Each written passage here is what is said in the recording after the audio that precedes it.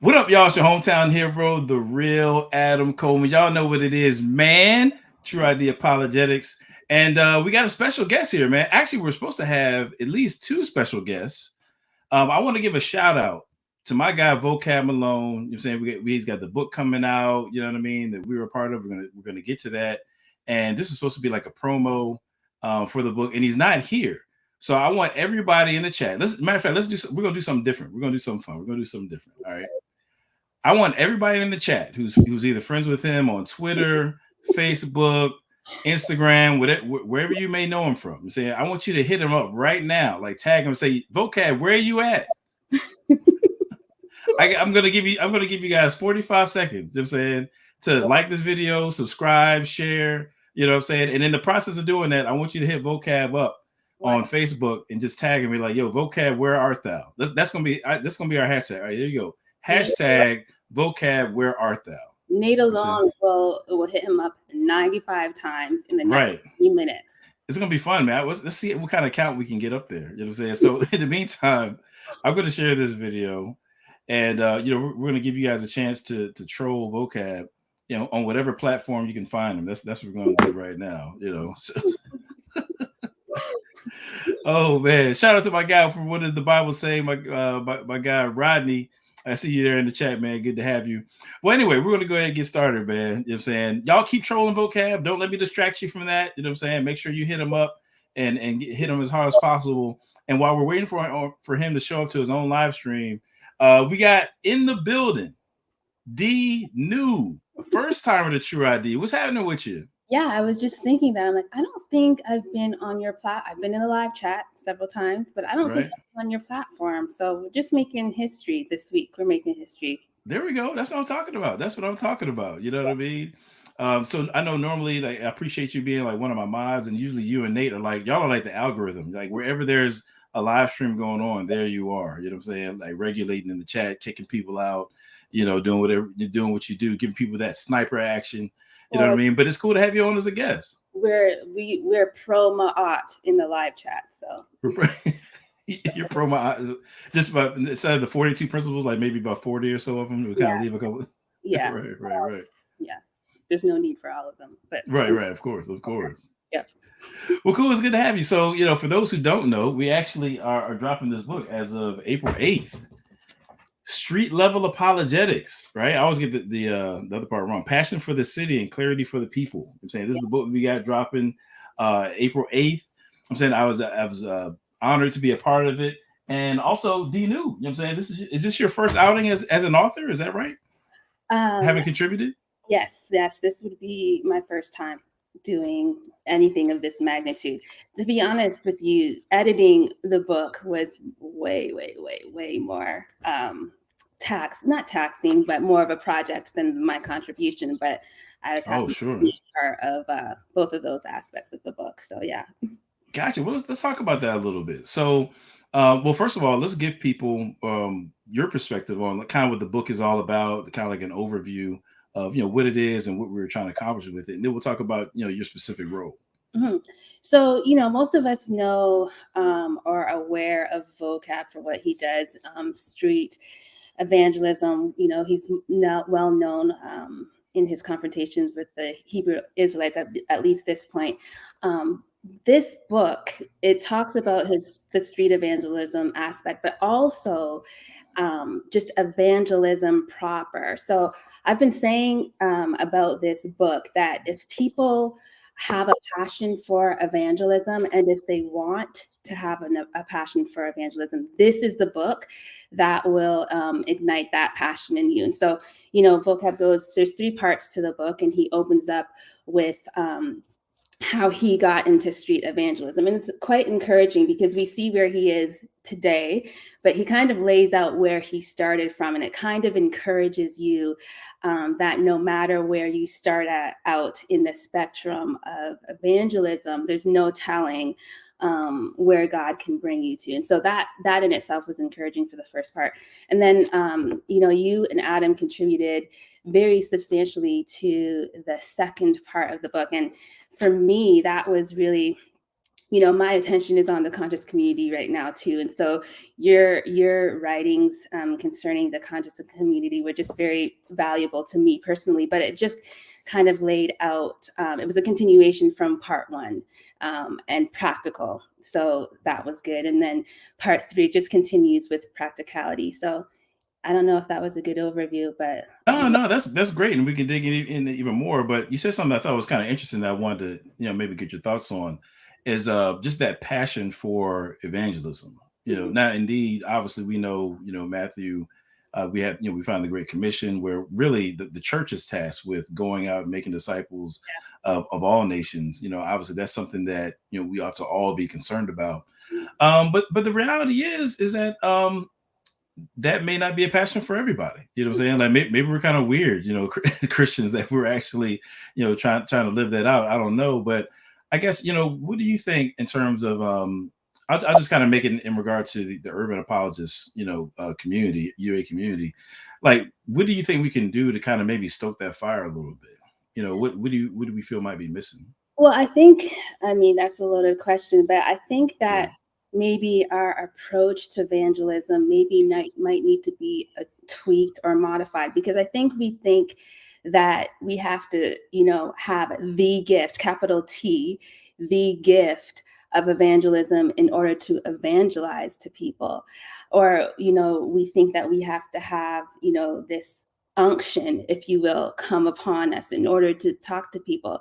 But that's not what the Bible says. The Bible says that whether you feel it or not, or whether you feel you have a gift in it or not, to make disciples and to evangelize. And so I think that, evangelism to some extent might not be stressed in all of our churches, but it's definitely stressed in the Bible. And so again, I think that this book will help us get to where we need to get in terms of how we regard evangelism proper. No, definitely. And I guess, I think sometimes when people think about evangelism, they do picture like being out on the street corner, asking like random people about the gospel or something like that. And obviously evangelism, it doesn't have to necessarily, fit that model. Maybe some people are really suited for that. But, I think sometimes people get intimidated by this idea of evangelism because they feel like that's what it's going to end up being like, Yeah. And I think that one of the mistakes that we make, in the church is that we put evangelism in this like weird otherworldly category. Like it's like this super extracurricular thing that you do, what I mean? And it's not really connected to real life, when in reality, I think just in the natural course of us living our daily lives, we find ourselves with these opportunities to evangelize. It may be somebody that, you encounter at a store. It may be a family member. It might be, a coworker or something like that, and I think there's these natural opportunities to preach the gospel, and at least maybe plant a seed. But I think maybe sometimes it can be intimidating for people to talk about evangelism because they feel like it has to be like this really big spectacle type of a deal. Does that make sense, you think? Or Yeah, and I think as well, I include myself in this. We think that we have to have all of the answers, right? Right. That, if someone brings something to our attention that we haven't studied before or that we don't know the answers to, we feel like we shouldn't start talking then. But that's not it. Just because we don't have the answers right now doesn't mean that there's no answers. And it's perfectly fine to say to people, that's a good question. I will get back to you on that, so. Oh yeah, definitely. Yeah. And so we shouldn't be, again, I'm speaking to myself, we shouldn't be dismayed or back off of evangelism. God, we have to understand that God enables us. And, again, if we don't know the answers, I'll get back to you on that one. That's fine. And there's nothing wrong with that. I mean, the reality is nobody's omniscient, none of us are omniscient, I should say. And so I think even as much as I love doing apologetics, I love putting out content and things like that. I think that for some people, they may come away with the misconception that somehow you have to be at all times, ready to have every answer to everything. And that's just not realistic. I mean, nobody does, what I'm saying? But I think it's more so just about, coming alongside people, having conversations, you want to equip yourself as best as you can. But you're right, having the humility to say, hey, I'm not really sure, but let me get back to you. that in and of itself can be a good witness. You know what I'm saying? Because you're not painting yourself as being like, I'm the end all be all Christian that knows all things or whatever. You know what I'm saying? Like it doesn't have to be that. Yeah. And it continues the conversation for another time, just open the door to continually have this conversation with the individual or whatever the case might be. So absolutely. So in your experience, I mean, obviously you played a lot of different roles. We kind of joked about it earlier with the killing people in the chats with the mod thing, doing your thing there, and now contributing to a work like this. Like, what brought you into doing apologetics, urban apologetics? Like, how did that develop for you, and what was your experience like contributing to this work? So my involvement into the apologetics world started like years ago. So I grew up in the church, and really there was no opposition in terms of worldview. When I was in elementary school, none of my elementary classmates were trying to, contribute me, Right. But the first No Christianity is a white man's religion on the playground type stuff, none of that. Okay. Not yet. Right. So the first opposition that came across my worldview was when I got to university, and I was just in this environment for the first time, this environment that was majority just opposed to the idea of God, or the idea of the Bible being accurate, this idea of absolute truth. And so very early on in my university experience, I remember this, the thought literally came to me that I need to start thinking about what I think and why do I think it. And so that is what got me on the journey of discovering even what apologetics is. And so that was so many years ago. And then my entry into urban apologetics was a few years ago, just trying to get some information on these Hebrew Israelites. And so like many people's story, I found vocab online and just went through all of this stuff, his videos and information, and that kind of introduced me to the urban apologetic arena. So. Oh, that's great, man. Awesome. And I feel like that's kind of, I was actually thinking about doing a segment on my show where everybody would get a chance to share how they got into apologetics in general, or urban apologetics specifically, because I feel like a lot of the stories are similar in that you run into some sort of challenge, and you feel, the need to, kind of press in and get some answers. And then you find yourself sharing those answers with others. I feel like that's kind of a common theme, for everybody, Yeah. So you spoke a little bit earlier about, and actually, you guys in the chat, we're going to take some questions here in just a minute. So, feel free to put your questions in, just kind of, tag it as a question. And, Nate2D2's the living algorithm, and my other mods will be sure to, highlight those so we can answer that, So you talked about your contribution to this work, I'm saying street level apologetics. What was your role in bringing this about? And, what was that process like for you?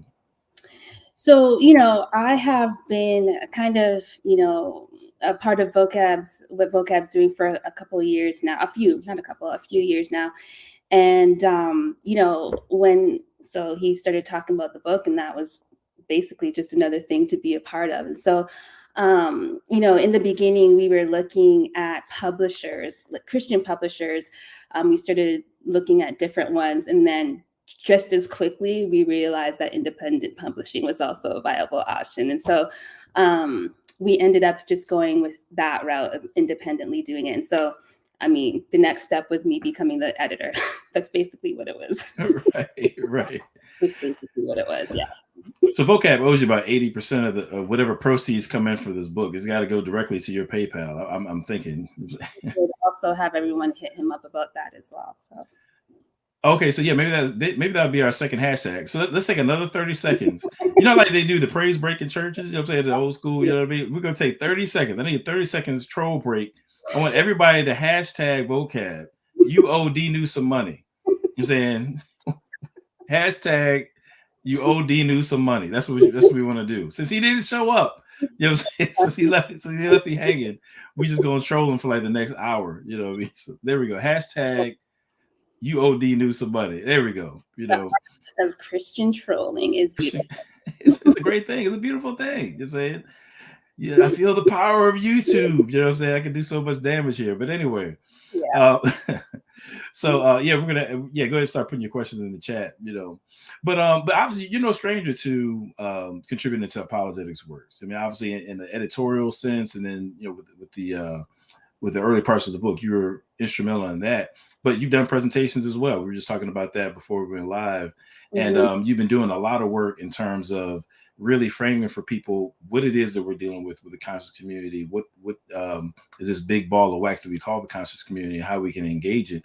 Would you be cool talking a little bit about that? You know, maybe just kind of sketching out for us, maybe those who have no idea what we're writing about in this book and why we're even writing it. Maybe just kind of lay out for the beginner, you know, who it is that we're attempting to engage. So I blame, let it be known, I blame BK Apologists for getting me into the conscious community and having them in my gaze. So, you know, I did a couple of videos with BK. Oh, and with you too, Adam. We did that video where the Bodega Ladies, we joined you guys and we talked about the conversation between Zion Lex and Polite. Yeah, that was good. Yeah. And then also BK brought to my attention some stuff that Young Pharaoh was saying. And so really after doing those two videos, I was like, we need to, what else do they believe? Let me look into this. And so that's really what started me, you know, looking into the conscious community a little bit more than I had been before. But for those of you who don't know or aren't familiar with the conscious community, which I assume many of the people on your channel are, Adam, but basically the conscious community is kind of an umbrella term for different ideologies or worldviews that are housed within the community. So, you know, the word conscious connotes this idea of being awake and being aware of who you are and also of your surroundings. And so we have groups within the conscious, not all the way true, not even true at all, but we have groups within the conscious community that are very identity oriented and who, you know, really just displace the idea or the notion of a God who's sovereign, of a God who exists, really. And they just incorporate a whole lot of other things into their worldview. And so I had the opportunity a few weeks ago, maybe about a month ago, to present on the conscious community at Doctrine for the Block, which is the Urban Apologetic conference that Vocab puts on every year. So I presented on the conscious community there, and I tried to make it very, you know, like learner friendly. I was aware that my audience might not have been as familiar with, say, your audience is with the community. So I kind of just gave it an introductory presentation, just laid out some of their beliefs. And did you want me to get into it or? Yeah, I think we can talk about that. Let me just say real quick, shout out to my guy, Servant of Christ Ministries, my man Jordan Ortiz, because actually I want to plug his book as well. He's got, matter of fact, Nick2D2, if you can put his book in the chat, that'd be great. Judaizer. I definitely want to, you know, promote that also. So I want to shout him out. But yeah, I would love to maybe kind of get into, you know, some of the groups represented. Like you said, the conscious community is kind of an umbrella term. You got a hodgepodge, if you will, of different groups in there. So if you want to maybe pick out a couple while some folks put some questions in the chat, which we'll get to in a second. But yeah, I would love to hear your thoughts on some of the groups that we engage. Yeah, sure. So of course, many of us know and are aware of Hebrew Israelism. I like to try to not talk about the people, but let's talk about the ideology. So Hebrew Israelism. So as I said, the conscious community is very identity oriented. And so we're familiar with their doctrine that's very identity oriented. You know, they believe that they're the people of the book, right? That they're the descendants of the biblical Hebrews. And really their whole doctrine, like the substratum of their doctrine is that, their identity. So that's what I mean when I say identity-based ideology. Then we also have groups like More Science Temple, right? Noble Drew Ali, right? We have where, you know, you need to know that you're a more, right, above everything else. You need to know, you need to decree and declare that you're a more, and then you go from there. There you go from there, yeah. Yeah. Then we also have the 5% or nation of gods and earth.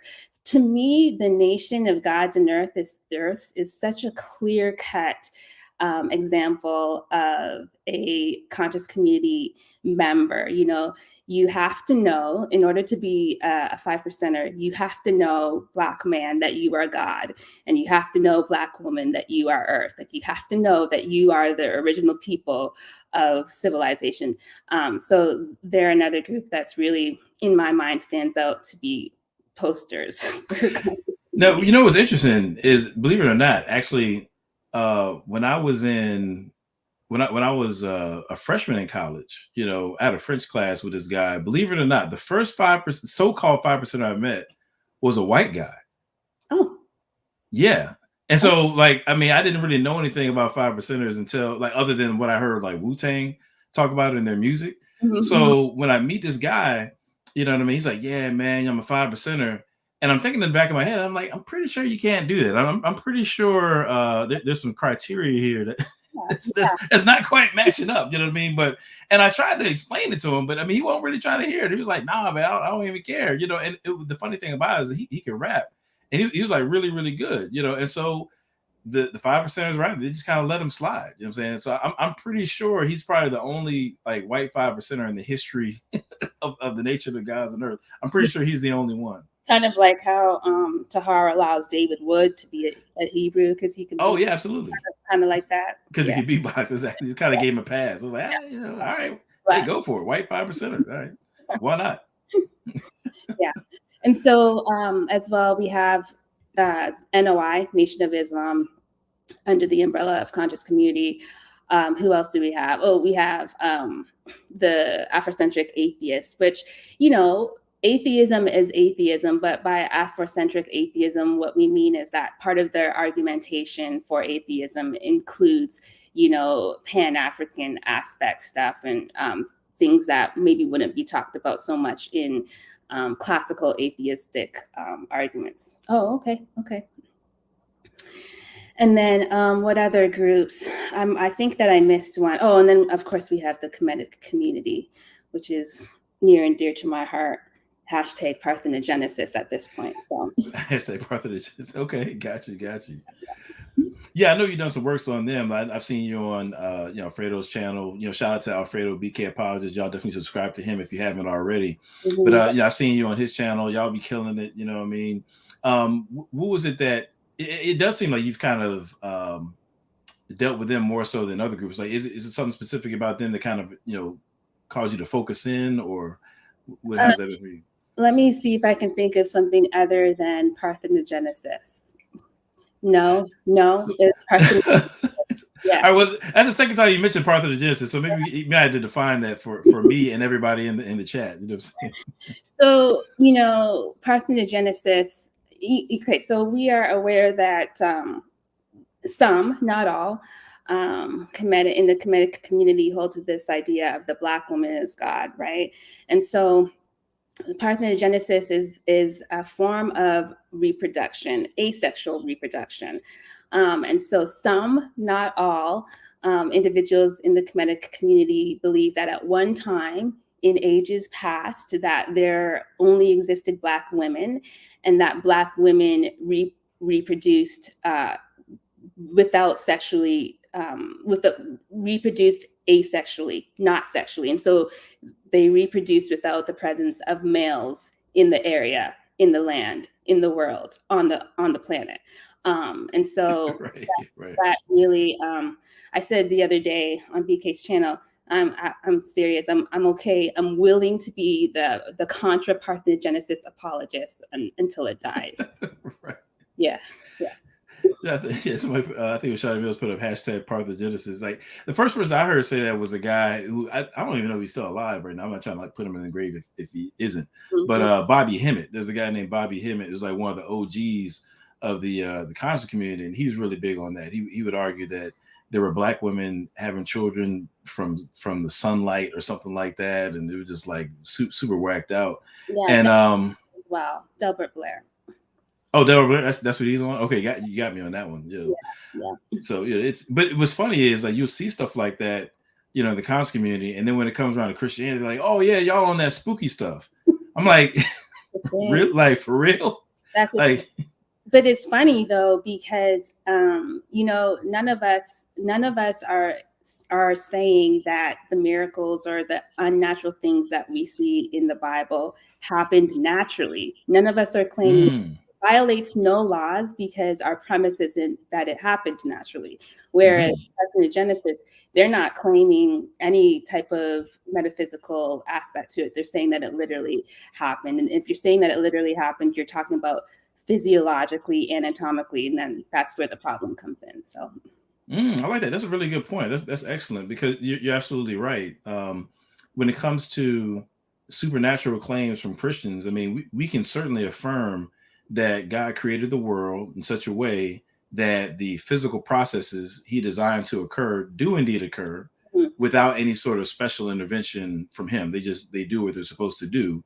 Nevertheless, we can say that there's an open system, in so much as God can reach into physical reality and intervene how he chooses to intervene. Yeah. But you're absolutely right. I mean, when it comes to the Bobby Hemmett's of the world, and I'm not familiar with Delbert Blair, but if he's making the same claim, he's saying something totally different. He's not saying that there's some sort of God or spiritual entity reaching into physical processes and making something different.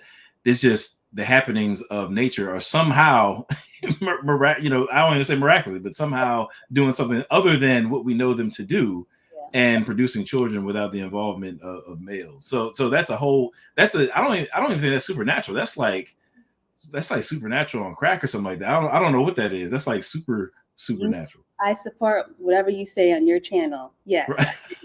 I agree. I can talk reckless sometimes on my channel, but hey, yeah, I try to water it down when I'm on BK's channel, but then my channel, I just let stuff slip out, But it's true. That's a great point. That's a great point. But what's interesting enough though is that, and this is one thing sometimes I do have viewers who again are still unfamiliar with the groups that we deal with, and I think you can attest to what I'm about to say as well. When you think about claims like we were just talking about with the parthenogenesis and so forth, and other such claims, whether it be Hebrew Israelites believing they're going to have superpowers when Jesus comes back, and they're going to participate in with with Jesus taking over stuff with like X-Men like powers. You hear them make those claims and draw pictures about it and all that kind of stuff. It sounds crazy. I mean, it sounds like really wild. And I'm just going to go ahead and say it. And I recognize this may sound offensive, but I think many people assume that individuals involved in these groups are of a lower socioeconomic status, educationally may not have been exposed to, a lot of higher education, or maybe didn't finish school and things like that. I think that is often the assumption, but the reality is, what you describe with the conscious community, that's not something that's just relegated to like the lower, so-called lower strata of society where people just don't know any better. We're encountering people from all walks of life, who are unfortunately not as clear thinking as you would hope that they would be, and are embracing some of these ideas. Have you kind of encountered that? Like, people who you might be surprised about, kind of imbibing these ideas, and why do you think that might be? Yeah. And I agree with you. We can't assume that it's an intellectual issue. It's a spiritual issue. Right. I feel like, one of the I think tenets, that I'm calling it a tenet, maybe you can disagree or agree with me, but I think that one of the tenets of the conscious community is that you have to hate Christianity. You have to oppose Christianity. Yeah, I agree. And so I just feel like anything that goes towards that end. So if you can come up with an ideology that rejects God as creator, if you can go with an ideology that rejects his created order and how he created things to be, if you can reject his existence and come up with another ideology that perhaps talks about how we actually got here. So that's what I would say. I think that all of their claims, when you pull away the fluff, it just boils down to, how can I oppose this God of the Bible who I don't want to have to answer to? Yeah, no, it's good. No, it's interesting. You raised an interesting point that I hadn't really thought of in this way, but um, I think you're right. I want to agree with that. You said that it's essentially about tearing down Christianity. You know, it's one of the tenets you have to hate Christianity. But something I hadn't really thought about is that it's not only hating Christianity, you know what I'm saying, by name. Like I'm against, you know, Jesus or something like that, but also the concepts that are associated with Christianity are, you know, up for being thrown out the window as well. You know what I'm saying? And I hadn't really thought of it that way, but you're absolutely right though, because I've actually heard somebody like a Brother Polite or well, I'll just use him for example, will affirm something like pantheism, you know, or panentheism, you know, something along those lines, which is a metaphysical view. It's a Right. spiritual view of some sort. Nevertheless, it's not, you know, in line with maybe the Abrahamic faith, and they'll actually say stuff like that. They Yeah. reject the God of the Abrahamic faiths. Yeah. You know what I'm saying? So I think it's very interesting. You know that it's not only Christianity, but some of the concepts that you find associated with Christianity, they're ready to you know, get rid of those. But that's a great observation. Great point. That's a great point. You know. Mhm. That's good. So, I mean, I think too that, you know, because kind of getting back to what I was saying before, because it's not just, you know, I'll just put it this way, you know, it's not just a bunch of dumb people believing stupid stuff. You know what I'm saying? Like, you know, much to the I think surprise of people who maybe don't engage with stuff very often. That's just not what it is. I think all the more, you know, the reason why this book is so needed, you know, to draw attention to the groups that we're dealing with, because we need all hands on deck to address this kind of stuff. You know what I'm Right. saying? Like, you know, I think that many times maybe some people feel like it's just, you know, we'll just kind of let the black Christians worry about it. So I don't know, you know what I mean? But or maybe the groups that we're dealing with are somehow less intellectually valid or something like that. You know what I mean? But I think we need to do a better job of caring for people and just look and being gospel focused. You know what I'm saying? Does that make sense to you? What do you think about that? Yeah, and actually, Adam, that's why I appreciated, again, getting back to the book, I appreciated in your chapters where at the end, because you went through the different groups of the conscious or ideologies of the conscious community as well, and then at the end you included uh, some information for Christians, like what should I study or what should I know about if I'm going to be engaging this group, right? I should probably have, you know, the Trinity down pat. I should probably have the deity of Christ down pat. And so that was really practical for you to include as well. Just what if I'm going to be engaging with someone from the more science temple, this is what you should know. And if you're going to engage with Hebrew Israelites, this is what you would know. So that's another good thing. Again, that speaks to the practicality and the usefulness of this book. No, that's good. And really what I was trying to do there too is exactly, I wanted to lay out the different worldviews.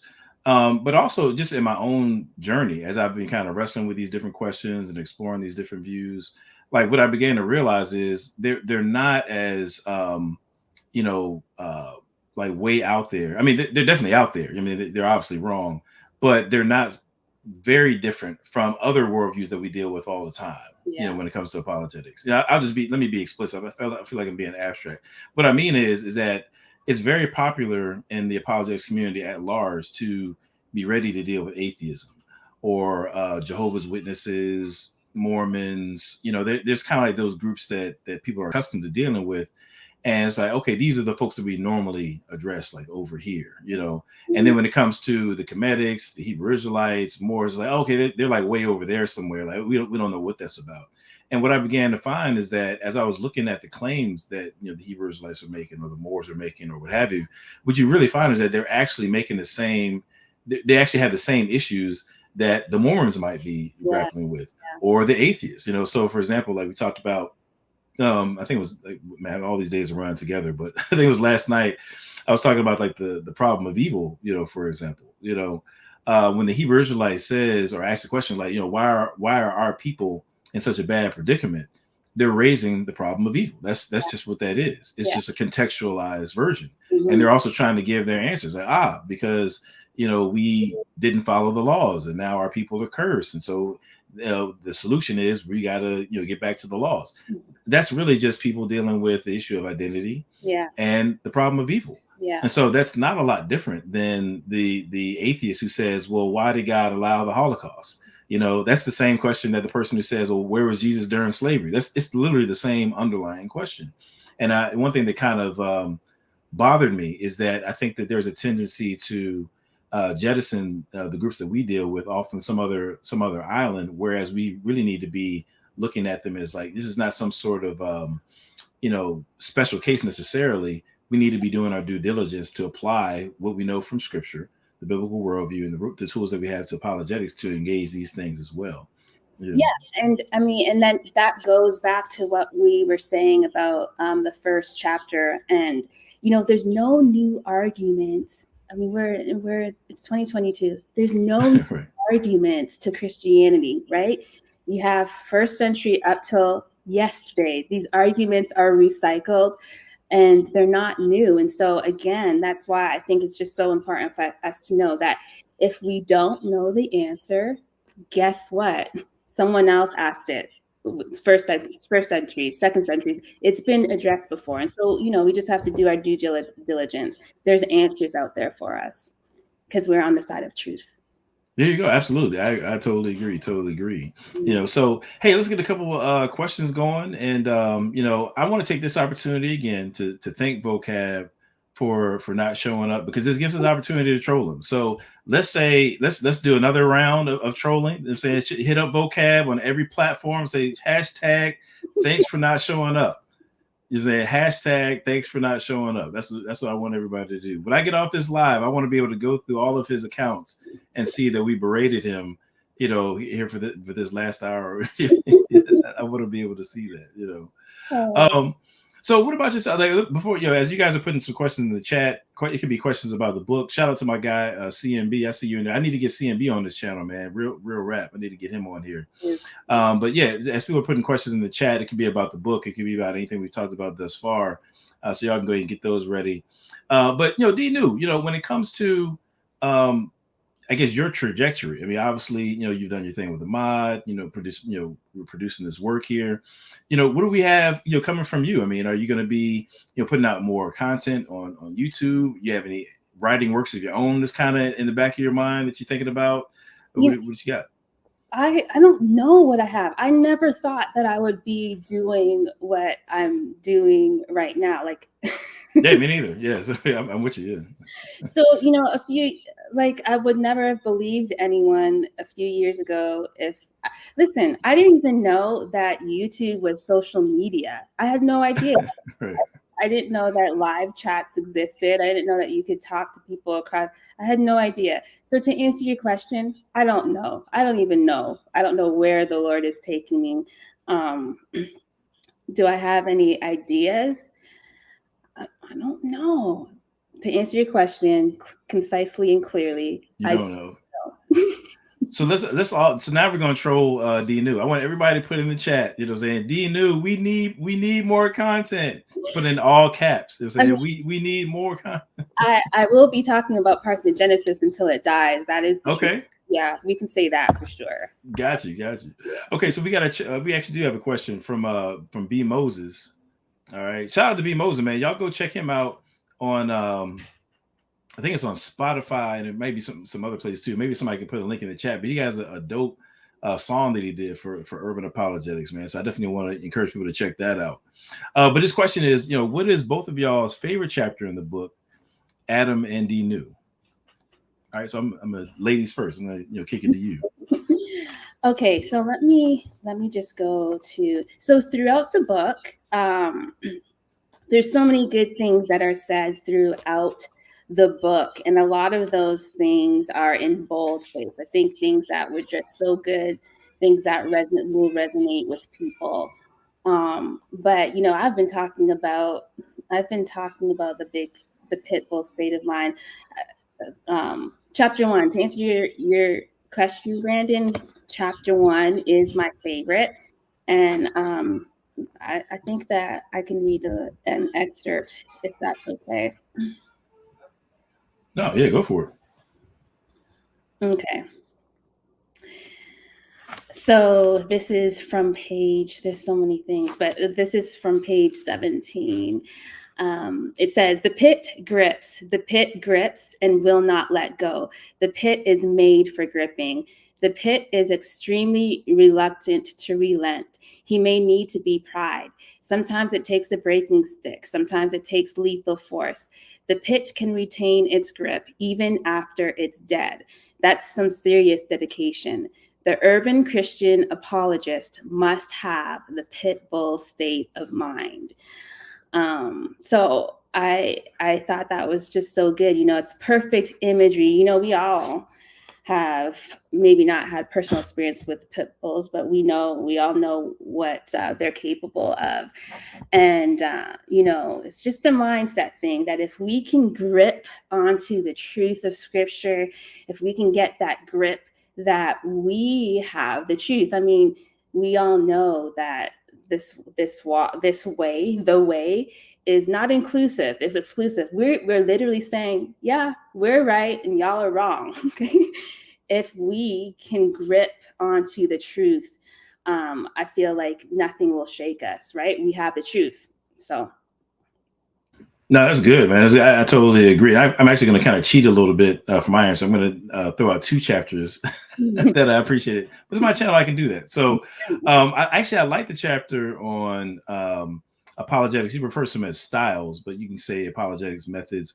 And the reason why is because I think that, and maybe I'm just going to go ahead and throw it out there and maybe stir some stuff up. But I think that there have been certain fault lines, if you will. I'm going to steal that terminology. Actually, I had this concept first, but there's certain fault lines in the urban apologetics community that could potentially cause division. And one of those being the idea of apologetics methods. Some people are presuppositionalists, and then some people might consider themselves to be evidentialists or whatever term they might use. And I think that there can be, in the broader apologetics world, there can be a tendency for those groups to clash. And one thing I appreciate about vocab is that, even in his personal life, I feel like he doesn't really carry it like that from a presupposition standpoint. He's very open to people doing it other ways. Mm-hmm. And I feel like he really lays it out in the book in a way that's palatable for anybody, that could really appreciate it. So I appreciate him engaging that issue, tackling it in a way that, that I felt he did a phenomenal job. But then also I like the theology and evangelism, chapter. Yeah. And it's because, we're defending a specific faith. Like you said, we're not just, arguing people with argument's sake. And we were saying you're wrong about such and such, right? Mm-hmm. And then the other side of it is saying, okay, well, you're wrong. And we're affirming that such and such is right. There's something that we can say rightly about God and what he's done in the world and what redemption is and so forth. And I appreciate him laying that out, because you don't want to leave your theology behind, when you're doing evangelism. I love philosophy. I study philosophy all the time. I'm saying? I enjoy it. Nevertheless, I think there can be a tendency for some to lay theology down, if you will, and focus more so on what they believe to be just the kind of philosophical side. And I think there has to be room for both. I think we need to be careful to appreciate the role that theology plays, because we're not just arguing for a random position. We're trying to, essentially help people to reconcile to Christ, and you have to know something about Christ in order for that to occur. So right. I want to throw that out there. Yeah. All right, so we got our next question, and I think we got a few more, so we'll just keep it rolling for a little while. Okay. If you have another question, I'm gonna read this one, and we'll just go down the list. Moses Stamp, shout out to him, man. He's in my chats quite a bit, man. That's what's up. Shout out to the brother. It says, I noticed that most churches want to push faith when some people are asking questions about facts. How do you reconcile this serving as an urban apologist? Okay. Do you want to answer it? Oh, go for it. Okay. I'm chilling. I'm chilling in the chat. I'm let you do all the hard work. I'm relaxing. I didn't sign up for this. Just joking. Right. So I think that it's a balance. It's the balance that you were just talking about, Adam. I think that we kind of, though, have become unbalanced. And obviously, faith isn't a bad thing. Without faith, we can't please God, right? But I think that for too long, we have not balanced faith with, intellectualism or learning or study or theology.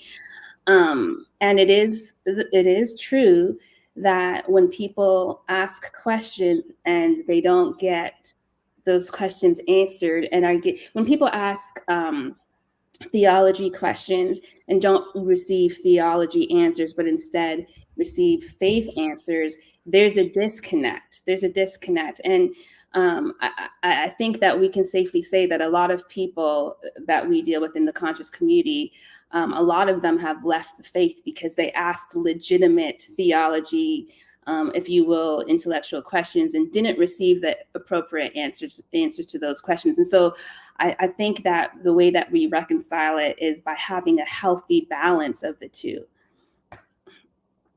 Oh no, I totally agree. I mean, I can do nothing but just kind of second that, And well, actually, I will add this one piece just to kind of maybe to encourage us a little bit. That I think that I'm going to totally botch this. And Jerome Gay says it all the time, but I think he says that we shouldn't get like faith-based answers to fact-based questions. I think is what he says all the time. I think I said that right. There we go. That was pretty close. But I totally agree. We do need to have that balance, and we need to know when to go the fact-based route, and we need to know when to encourage people, in regard to something that may ultimately be a faith issue. Right. And by faith issue, I mean, I'm actually speaking a little sloppily here, but I mean like a heart issue, So there are instances where the underlying fuel behind the fact-based question is some sort of heart issue, and we have to acknowledge that. I don't think we should leave that at the door. Nevertheless, we should be prepared to deal with the fact-based stuff as well. It's not like either or. I think right. We need to be able to go either direction. Right. Yeah. And so I think that yeah, so that's what I say. That's a really good question, though. Sometimes you run into people. I'll be straight up. Like I think I argue with people so much online. Sometimes you encounter somebody who asks a question. They're not really trying to argue with you. They just really want to know. You know what I'm saying? And I had matter of fact, let me just share this story real quick. Just kind of to make this point. So there was this. Again, I argue with people all the time online. And sometimes people from like 5 years ago, will come across something I said on YouTube in a comment section, and respond to it, And so there was this guy I had posted something like 5 or 6 years ago, and I just got the notification like 6 months ago. The dude responds to me, or I thought he did anyway, and I thought he was essentially calling me stupid. I thought he was trying to put me down or something like that. And I was ready to go. I was like, oh yes. I think I was driving. I just happened to like glance over and see it. So I'm like, yeah, as soon as I get to the crib, it's about to be a wrap. You know what I'm saying? And I'm about to go in on this cat, whoever this is. They're about to catch it. I got time today. But what happens is for whatever reason I couldn't get around to it. And then like hours later, I got another notification for the same thread. Apparently the guy was a Christian responding to somebody else. He wasn't even talking to me. Oh, okay. So I was about to light this dude up. You know what I mean? And here I am just, jumping to assumptions. Mm-hmm. I said that to say that we have to pace ourselves, when we're engaging in this stuff, whether it be evangelism, having these conversations, however you want to look at it, we have to pace ourselves and make sure we're responding appropriately. It's not always time to go in on somebody with some facts and hit them with like 55 daggers, you know what I mean? Sometimes you just got to chill, man, help and kind of come alongside people to help them navigate these things. Yeah, you're right. Shout out to Ben Handelman. Said we need more Adam and DNew videos. This answer is amazing. we need Ben Handelman videos, man. We need to get you up here, bro. There you go. What I'm saying? Ben Handelman is amazing. I appreciate the super chat. If I miss any super chats, I apologize. I appreciate them all. I really do. Yeah, I had the chance to meet Ben in person at Dodging for the Block. Obviously we've interacted in live chats and online, but it was cool to meet the man in person. He's cool. He's cool people. Yeah, he's a good guy, man. He's a good guy. He's gonna railroad me here in a second because I didn't make it to the Doctrine for the Block. You know what I mean? I was supposed to be out there, but I ended up not being able to make it. So it is what it is. Mm-hmm. But yeah, what was that like? Matter of fact, since y'all was there, like, tell us a little bit about it. Because I mean, I can't really think of. I mean, there really just aren't a lot of Urban Apologetics conferences. So what was your experience like with that? Oh, it was amazing. We obviously it didn't happen last year because of COVID. And so I feel like just in general, people were anticipating it happening just because of that. But it was great. It was great to, again, see people again and to meet people that we have been conversing with online. And then, it was just such a wide range of topics and breakout sessions, anything from the KJV to Roman Catholicism to New Age to Greek life, right? It was just a wide gamut of topics. And so I think it had something for everyone. People seem to really enjoy it. And everyone's saying that we should have more than one doctrine for the block a year, which is maybe another thing y'all can hit up vocab with. But there you go. Yeah.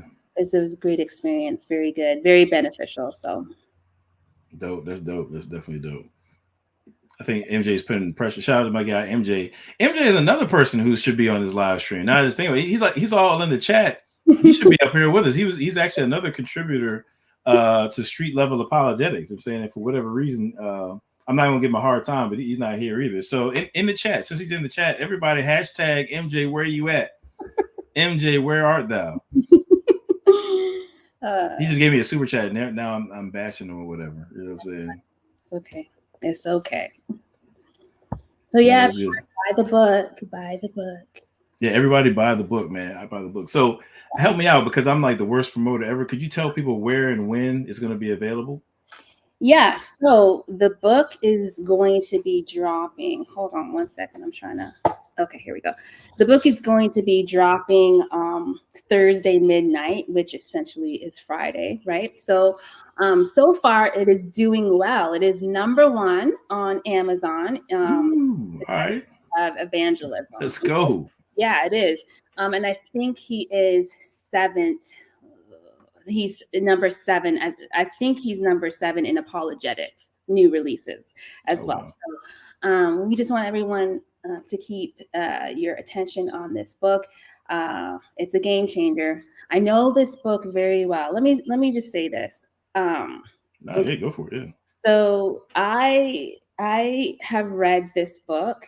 I have read parts of this book about 30 to 35 times. And by parts, I mean anything short of the whole book. So that's that could be the body minus the endorsements or the introduction and the endnotes. So I've read parts of this book, probably 30 to 35 times. But I have read the whole book. So by whole book, I mean from the first page. So, cover to cover, right? Yeah, all the way through to the endnotes. There's 162 endnotes. And so I've read front to back probably about 10 to 12 times. So I'm very familiar with this book. Don't tell vocab, okay? But I think I know his book better than him, okay? Don't tell him. I'm sure that's the case. Right. So when I say that this book is an absolute game changer, I lie to you not. It's an absolute game changer. So yeah, the book is going to drop on Friday, essentially. You can get it you can get it wherever books are sold, in the universe, wherever books are sold on the globe. That means outside of US, globe, wherever books are sold, you can get this book as well. You can also order it off of Vocab's website, which is vocabmalone.com. If you order it off of the website, listen, you get some perks. You get an autographed copy, and you also get a bookmark. A bookmark can change your life if you let it. And so if you order off of Vocab's website, you can get it that way as well. So wherever books are sold, and as well as his website. That's great, man. That's great. So yeah, I definitely encourage people to get out there and get a copy. And matter of fact, get 2 copies. It's a very accessible work. And so I think if you have somebody who has questions about apologetics and maybe they're just kind of getting started, want to get into it, it's definitely something you can hand to them, hand to a family member, tell a friend to tell a friend, as our guy BK says. So Jacob Brown asked, will either of you be coming to EPS/ETS this year? So EPS, I guess it's 2 separate conferences for those who don't know, where or maybe they joined it into one. I don't even know. They did some different things each year, but basically it's a bunch of Christian philosophers and theologians get together and talk about really important stuff. You can check out various different sessions. So I have gone to EPS. It's kind of blurry. I feel like it's been twice now. Now I think about it. I think I've gone twice and had a blast. So I don't know. DNew, is that something you would you plan on checking out at some point, I or? don't know if it's going to be this year, but I have, I've heard of how good ETS both of them is, and perhaps at some point it'd be cool to reach. So I think that I probably won't go this year, but who knows? Again, who knows what's going to happen in the future? Who knows? Not Yeah. us. Yeah, absolutely. Yeah, so I would like to go this year. I'm not exactly sure where it's going to be. I'm trying to figure out. Um, Isn't okay, I it? think Jacob says in Denver, I believe. Yeah, I think it is. Yeah. Okay, yeah. So actually, I don't know. I gotta think about it. I gotta see what's going on with that. I would like to go. I'll put it that way. I messed up, man. It was in Rhode Island, I think, this past year, I believe. It was on the East Coast. I could have gone to that. But well, that's how I messed up. It's because I was having a baby. That's why I didn't go. So, I mean, well, I wasn't having a baby. My wife was having a baby. There's no parthenogenesis going on my end. You know what I'm saying. But yeah, I definitely would. I definitely plan on going if I possibly can. I want to go for sure. Cool. So, all right. Well, I guess we'll go ahead and end out here. And if you want to, I guess I'll just kind of get some final thoughts from you. Just final, sermon. Now you can either do a YouTube final thoughts, or you can do like an old Baptist church final thoughts, where you take 30 minutes and have 3 closings. Whichever way you want to go with it, I'm cool. But we'll go for that. So no, let me just close with this. I mean, we've been saying it for the last however long we've been. An hour and a half. No, an hour. Buy the book, you guys. Buy the book. Apologetics, Street Level Apologetics, passion for the city, clarity for the people. It will only help you and it won't harm you. So get the book. And I just want to say it was cool being on your show today. Tru-ID. Sorry, Adam. Cool. Yeah, we got to have you back, for a whole like presentation, man. I think that'd be great. I mean, I think that was this. Since vocab is not here, I had like a whole presentation, but well, yeah, that's true. Yeah, we got a freebie, That'd be cool. So yeah, I thanks for having me on. Thanks for still doing the show without the star of the show. Right, absolutely. We know you're the star of the show. We appreciate you coming on, and definitely want to invite you to come back, to continue to share, what's on your mind about parthenogenesis. I guess we're going to have to do a whole show, just on that, breaking that down, Yeah.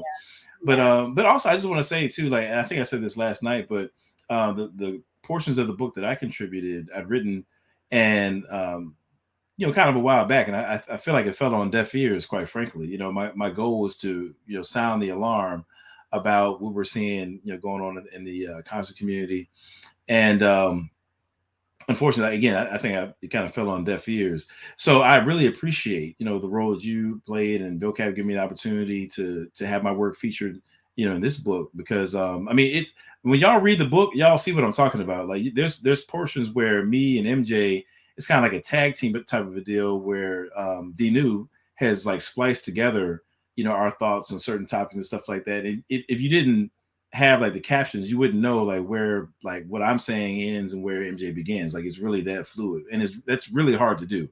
I have no idea how you pulled it off, but I just really appreciate you incorporating my work and working it out that way, because it gave some things that I felt pretty strongly about that I think kind of went unheard, an opportunity for people to hear it, and that's a real blessing. So I thank you for that, for sure. Yeah, vocab did most of that. What I did was kind of I made sure that I ensured that the splicing was good, and I made some, adjustments here and there. But yeah.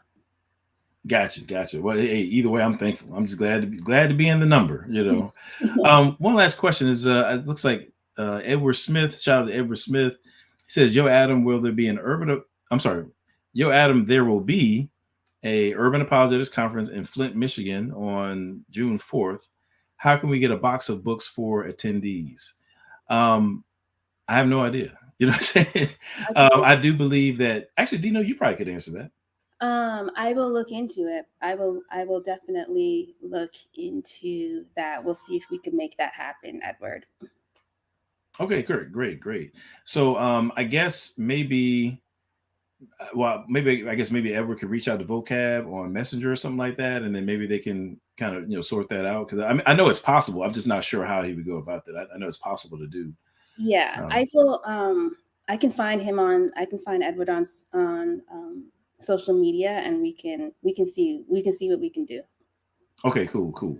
We'll go from there. Sounds good. So, but yeah, I appreciate the interest, Edward Smith. And if anybody else has any of those kind of questions, I will forward you to Vocab and DNew for that. Because I have no idea. You know what I'm saying? I have no clue. Edward, are you on Facebook, or where would I find you? You can you can find me on Facebook, Edward. I am DNew is here on Facebook. You can reach out to me that way. Cool. That's what's up.